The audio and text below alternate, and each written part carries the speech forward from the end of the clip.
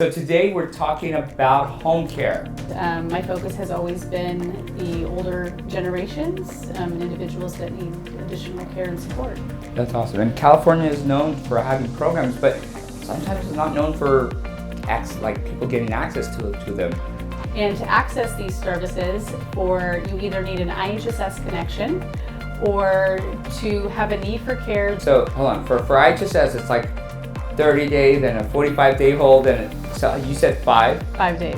You guys are not just Sacramento based? Correct, we serve all 58 counties.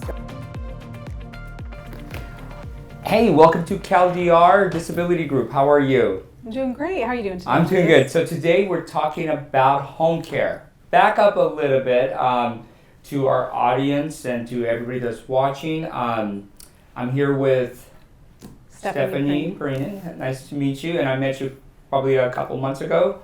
Got to know your company more and how many people you guys support and what you guys do for the counties. Multiple, right? You guys are not just Sacramento based. Correct. We serve all 58 counties throughout the state. So that's all. How many counties are in? 58. 50. Okay, all 58. So we My serve goodness. all Okay. 58 counties. Well, that's impressive.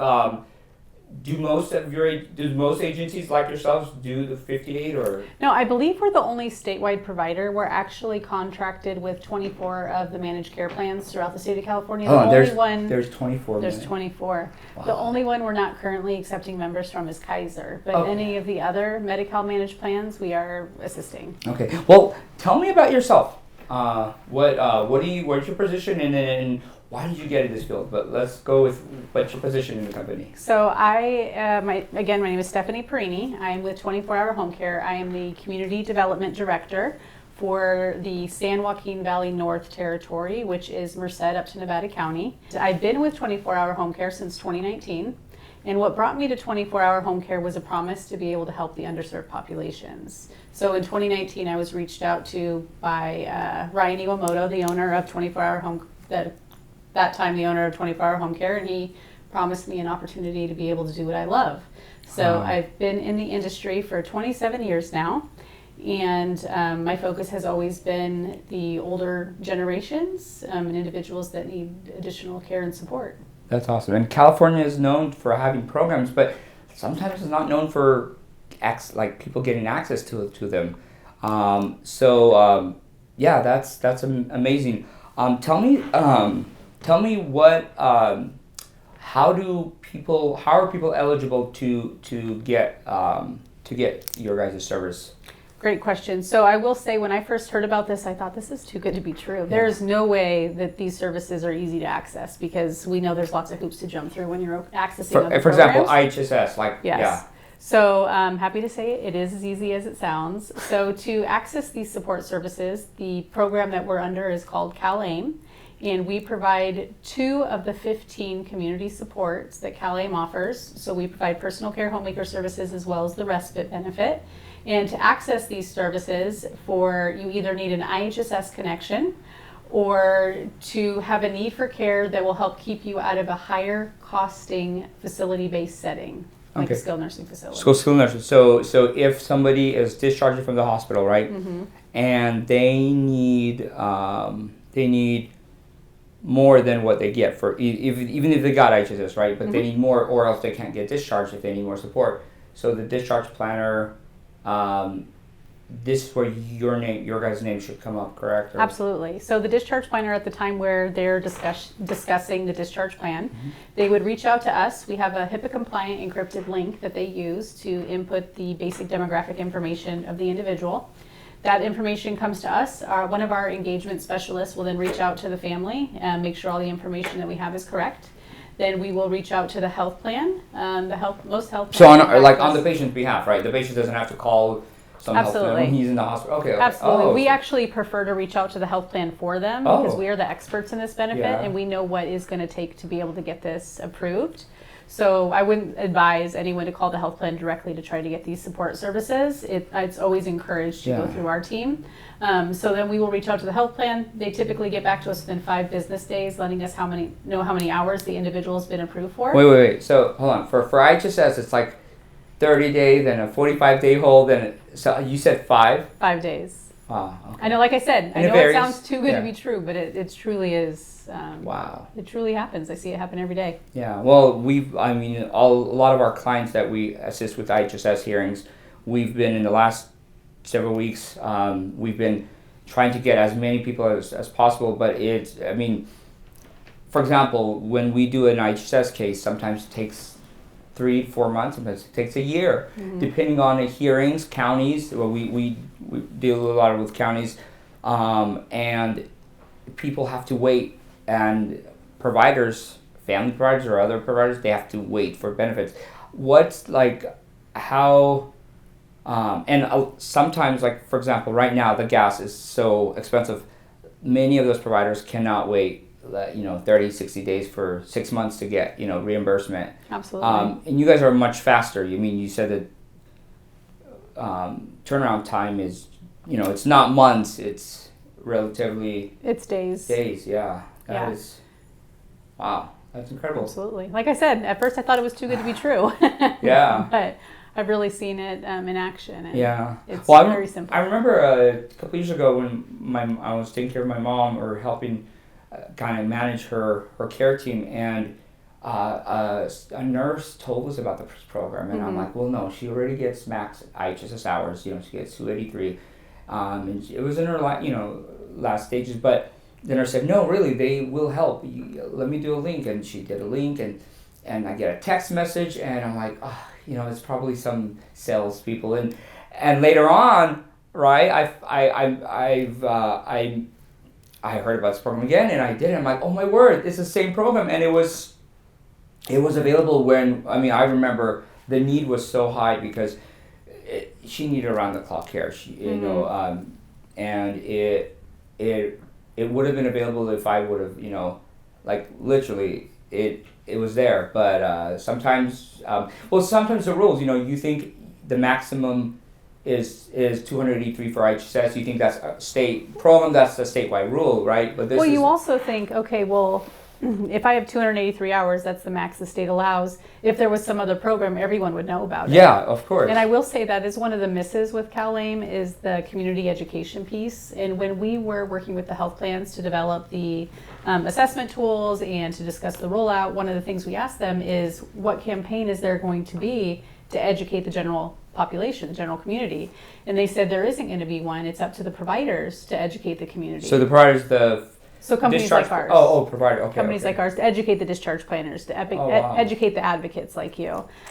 So we do our best, but in the 3 years that we've been operating under CalAIM, as a statewide provider, we can't talk to everyone. So word of mouth is huge. Yeah. But I think like you, when people hear about these services and they hear, okay, my mom has 283 hours and we need more, they think, okay, there has to be some catch. Yeah. This is going to be really difficult to get these hours. And, I'm happy to say it's really not. Yeah. In Northern California, none of the health plans currently require us to get a doctor's order. So you let us know of the need. You give us the IHSS case number, some basic demographic information. We coordinate with the health plan and get the authorization. Wow, that's amazing. Especially, some people actually wait on their cases because of, like I said earlier, the complexity of some situations. There's such a demand on getting a state fair hearing that you can. Some cases, patients die before they can get some resolutions, and then the families are bearing the burden. And that's, for me as an advocate, I always advocate for families like that because I've been there, I did that, and it's really difficult sometimes to watch it. So when I heard about your program, I literally all the clients I'm still not done with all the lists, but everybody that I talked to, they came in and we helped them navigate through you guys helped them do the referral, and like a couple weeks ago I just started hearing, oh, thank you, this is so awesome, this is so and really when individuals get help earlier on than later on, right, it's a savings. You were telling me earlier about CalAIM. What is CalAIM? So CalAIM is a program that's meant to reduce the social determinants of health. So there are two different prongs to CalAIM. One is ECM, the Enhanced Care Management, which is a very valuable piece as well, where an enhanced care manager follows the member around, not literally, but follows them for a year.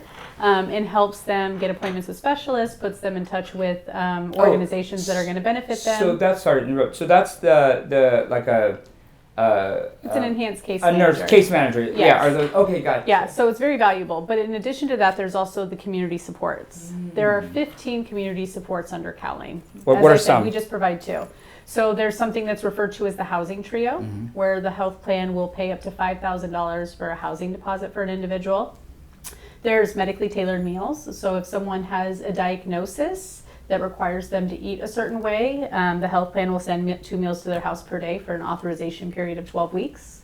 And then they can get a new authorization if the need is still there. Wow. There is programs to make modifications to houses. If somebody is living in a home and maybe they're in a wheelchair and they don't have wheelchair And ramps that's or now ramp through bars, CalAIM? That's through CalAIM. You don't have to go through the Department of Rehabilitation? Or? No, that's through Wow. CalAIM. Like I said, there's 15. The 15 community supports, 14 of them are optional for the health plans to provide. Not every healthcare provides them, right? Correct, not every health plan. But the only community support that is mandatory for the health plans to provide is transitional rent. Okay. So that's where the health plan will pay 6 months of rent for an individual to help change the trajectory of their life. So Okay. someone that's coming out of an institutional setting that has a mental health diagnosis, they can be eligible to have 6 months of their rent paid. Well, that's a really good, especially for the homelessness and what we face. That's awesome. That is so good. You're very knowledgeable about it. I can tell you worked. Yeah. No, it's incredible. And like I said, it's all about getting the word out there. And we've been trying to get the word out there. We're going to do some workshops with the community to get the work out there and different. And then you guys offer, like, for example, if somebody doesn't speak English, you guys have interpreting services. Absolutely. That will help. I saw some of your guys' programs are written in Russian. That helped a lot. Yeah, we have our flyers are available in 10 languages. Wow, that's and awesome. if somebody needs a specific language, they can just let me know and we can get that done for them. That is so awesome. Wow. Yeah. Well, that is so cool. I mean, you guys are ready for California. California is a melting pot. Yeah. We You need guys to should be be able to meet people where California's they're at. 24 healthcare. That's what you guys should do. Yeah. No, that's awesome. And it's impressive that you guys service entire California, which is kind of unifying in a way, and then it's meeting the needs and the law, with continuity, and that's awesome. Yeah, one thing I should mention is as a statewide provider serving all 58 counties, including the rural counties, one of the challenges in California is, I'm not sure if you're aware of this, but there's a caregiver shortage. Yes. So a lot of people ask me, well, how are you able to do this? Well, for example, there are some companies that you have to use their providers, and but then there's a shortage. So when a person wants to, they we refer them, they get connected to you guys. Do you guys have a provider, or can they choose a family provider? How does that work? So how we administer these benefits, we use what's called a family selected worker, or we call it agency with choice. We're an agency. So do you have a choice? Yeah. So you have a choice. Most families are already receiving these support services through a non-paid caregiver, whether it's a family friend, neighbor, whomever it may be. Yeah. So now we provide a way for these individuals to get paid for that support. And a lot of people do have family willing to assist them, but everyone has to work. Yeah.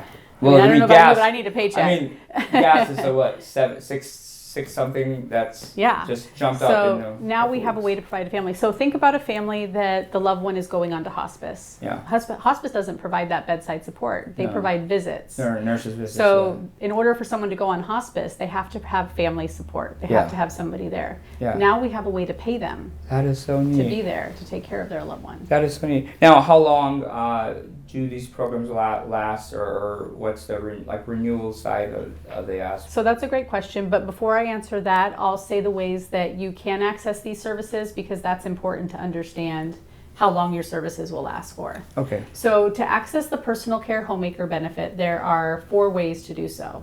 Number 1 is somebody pending their initial application.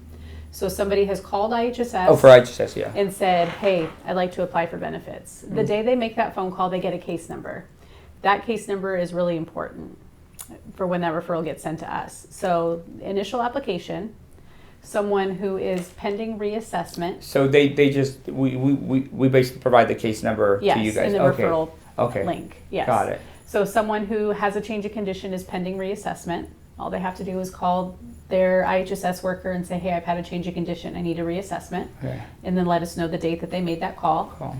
Somebody who is maxed out on IHSS hours, receiving the full 283, they're eligible for services. Okay, so right there. So if a person is maxed out, I think, for example, in my mom's situation, she was 283 when a nurse told me, hey, you should try this program. And I'm like, oh no, we already get the max, because it's, 283 is the max. I mean, it's everywhere, online, you can type it in.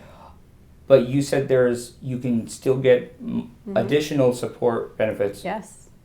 Okay. How Above does that and work? beyond the 283. Somebody has 283 hours of IHSS. You refer them to us. We coordinate with the health plan. They give us an authorization for hours. We onboard the family's intended caregiver and provide them with a paycheck. Just that simple. And what if they don't meet the 283? They go under. Then I would encourage you still to refer them to us. Okay. And in that regard, they would have to contact IHSS and say they need a reassessment. Okay. And then while they're in that pending status, then we're able to assist them until IHSS makes a new determination. Okay. So in addition to those 3 ways, there's one other way to access the personal care homemaker benefit, and that is someone who's not eligible for IHSS, meaning maybe their condition isn't going to last longer than 12 months. They won't be eligible for IHSS. They can still use this program if having care for 60 days will keep them out of a skilled nursing facility. Okay, so when somebody gets discharged with heart surgery, right, or something, they're not. I mean, fractured hip, yeah. And the doctor can't certify that, hey, this patient will have 12 or more months, so they're stuck in. So this program is for. We could assist them. Yeah. So that's the personal care homemaker benefit. In addition to that, there's also the respite benefit. Okay. And the respite benefit is 336 hours a year for the individual to use as they see fit. So the point of this program is to give the primary caregiver, whether the primary caregiver is paid or unpaid, to give them a break. So you don't even have to have IHSS. Correct. To get this program. The only qualification, I think, is Medi-Cal, right? You have to be with a managed Medi-Cal Managed Medi-Cal. So straight Medi-Cal. Unfortunately, no. Because the managed Medi-Cal plans are the ones that are paying for these benefits. Gotcha, because they're managed so well that they find some money to cover the program. No, this is great, and I think that's what years ago we were promised. We were promised that, hey, we'll balance it so well that we'll create more benefits for you, and it's coming to fruition. And I will say, last year was the first time that we were able to see the financial benefit of providing these services on the front end. Last year, Medi-Cal DCHS put out a report that said, DHCS put out a report that said that providing our services on the front end saved the health plan an average of $106,000 a year. Wow, $106,000 a year.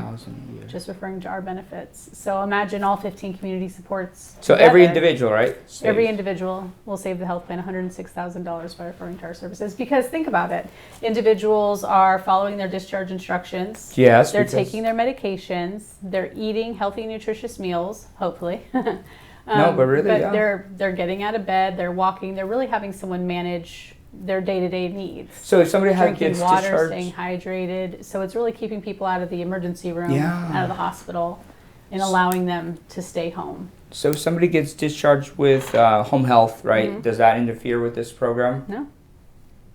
No. It's actually a plus, because they could actually help facilitate all that. Wow. Absolutely. That is okay. That's great.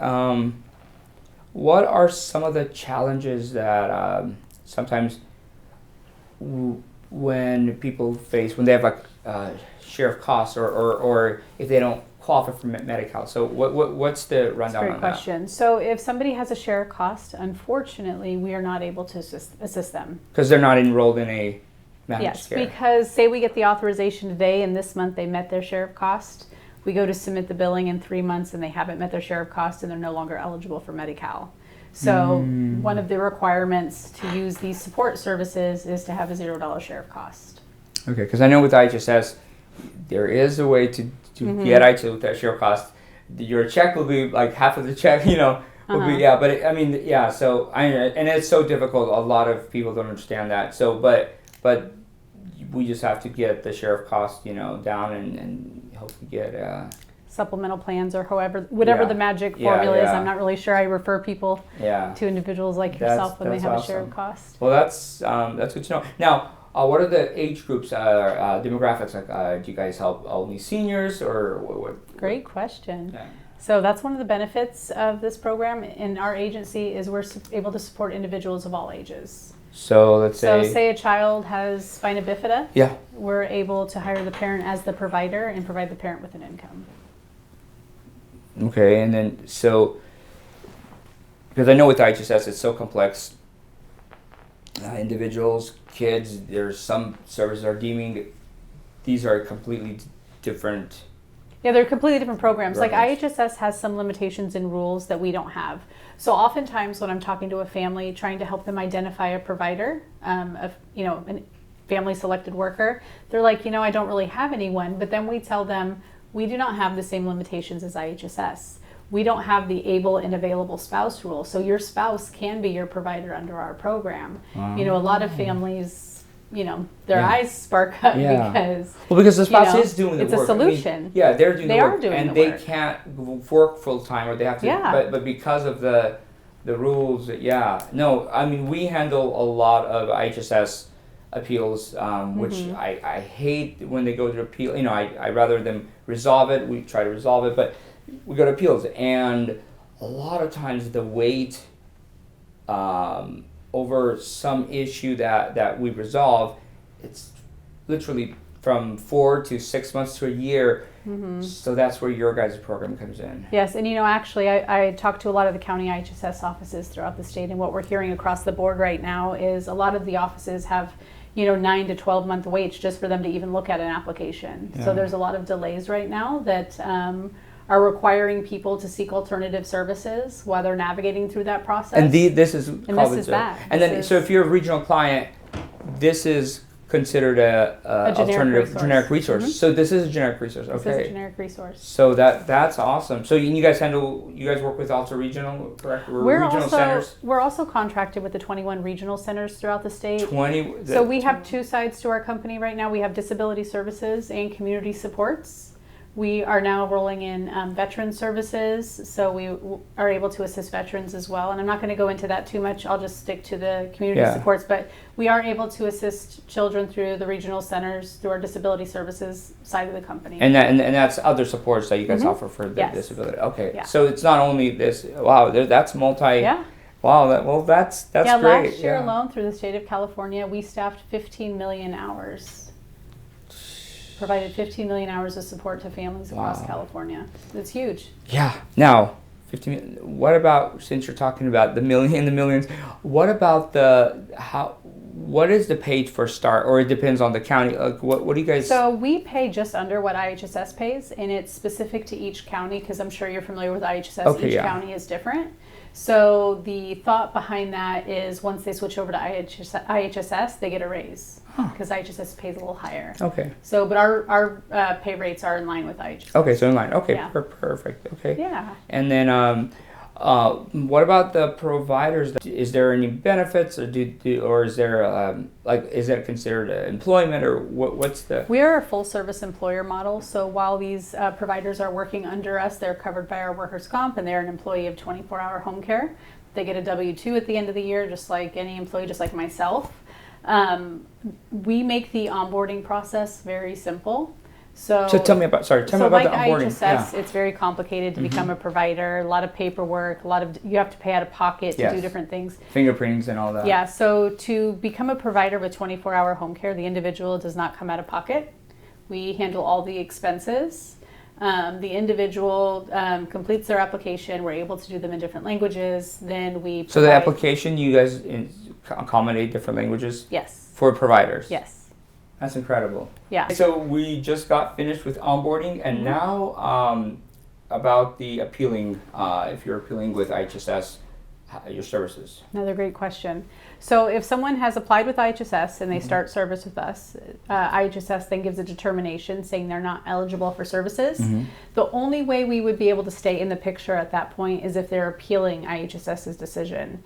If they're appealing this decision, then they're still technically in pending status, which would allow us to so they can support continue them. to serve. Well, that's awesome. And And of course, it's always up to the health plan whether they're going to renew the authorization, because the authorizations are typically, sometimes 90 days, sometimes 60 days. It really just depends. But we always give the families, reach out to them 14 days before the authorization expires. So there is a difference between, for example, IHSS is a year. I mean, or any time technically, if they see a change of condition, they could. So technically, So every health plan is different, so I really can't give you an answer, but I could just tell you generally the authorizations are for 90 days, and we reach out to the families 14 days before they expire to see if they still need support. There's a need, If there's a need, then we contact the health plan and seek a new authorization. For the respite benefits, they give us an authorization for the span of 12 months. That's 336 hours. Okay. And there is a caveat to the respite hours, right? You can't, if you...